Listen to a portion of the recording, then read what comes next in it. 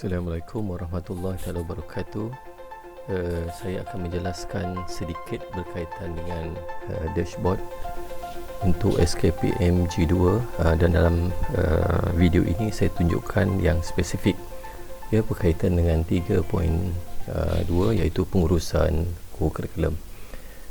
Ini adalah paparan depan antarmuka untuk dashboard yang berkaitan. Saya ambil satu contoh. Dashboard untuk NBA 5002 SK Tunku Said Syakban Tampit Negeri Sembilan.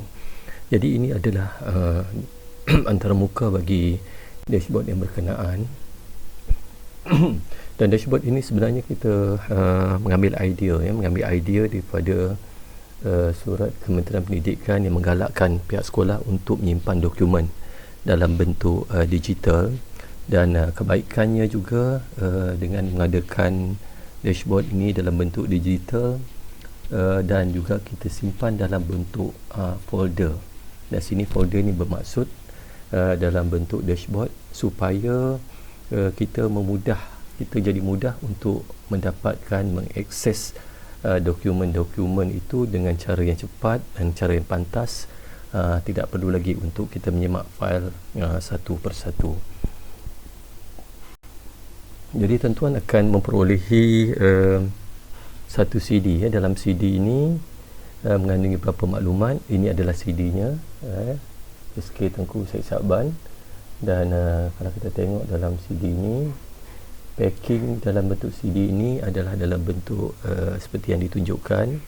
Dan bila kita dapat CD ini, kita masukkan dalam CD drive kita dan copy data yang berkenaan untuk kita melaksanakan tugas-tugas yang.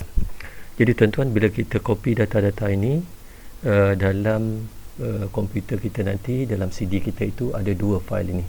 Tuan-tuan abaikan tiga fail yang di bawah, iaitu ada satu fail untuk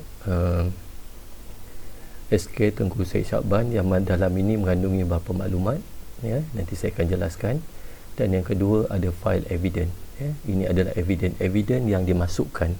Jadi sila ambil maklum, dalam pembinaan dashboard, evidence ini perlulah kita banner terlebih dahulu.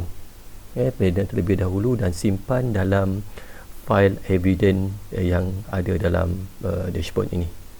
Dalam evidence yang ini. Jadi kalau kita tengok dalam satu file yang di atas ni pula, yang di atas ini, dia lebih menyeluruh, kandungan-kandungan untuk kita menjana dashboard yang berkenaan.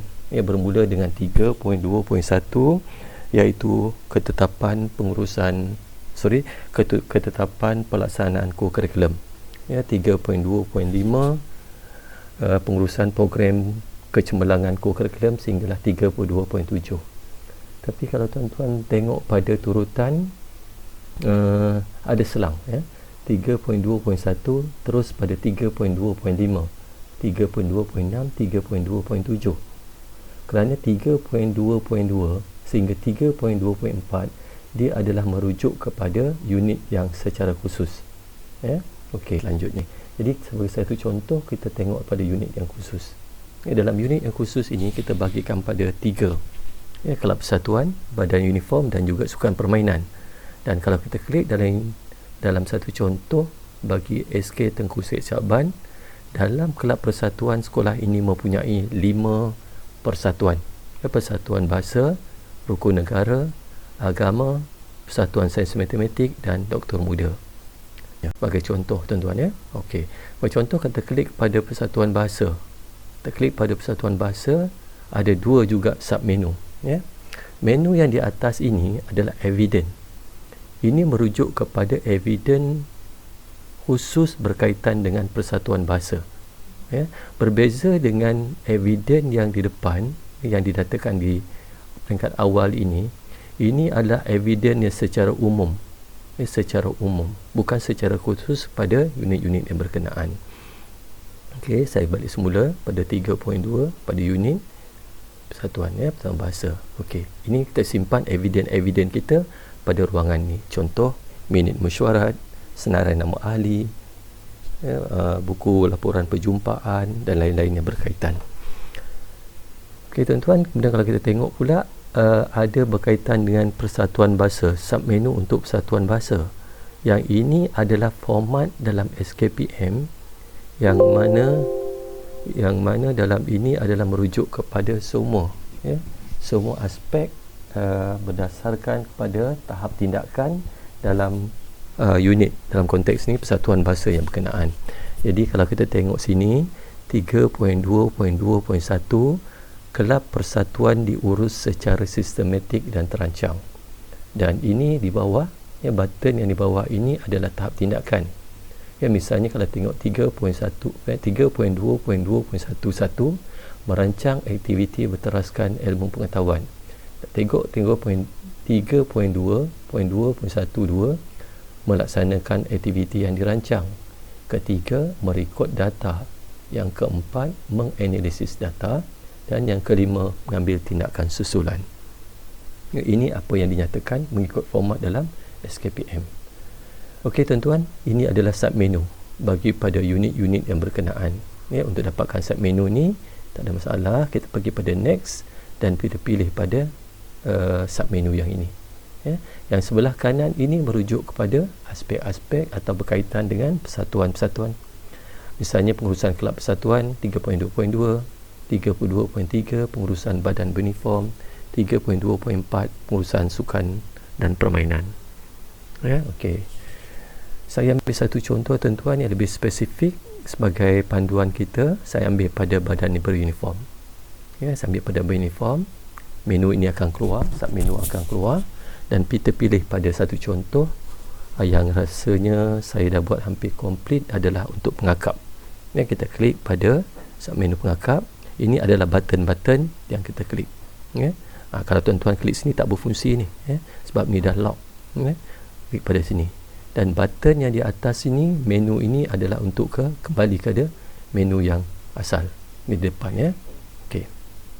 Semula kita klik pada badan beruniform dan pilih pengakap.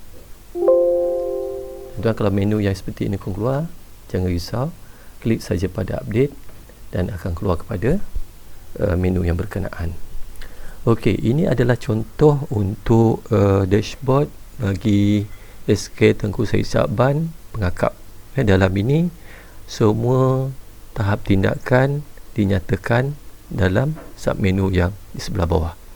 Misalnya dalam satu merancang aktiviti, ini adalah contoh eviden yang diwujud di sekolah yang berkenaan. Jadi sekolah kita mungkin tak sama dengan eviden-eviden sekolah yang lain. Ini sebagai satu contoh tuan-tuan. Dan guru pengakap sekolah ini telah menyenaraikan 4 eviden bagi tujuan menunjukkan eviden merancang aktiviti.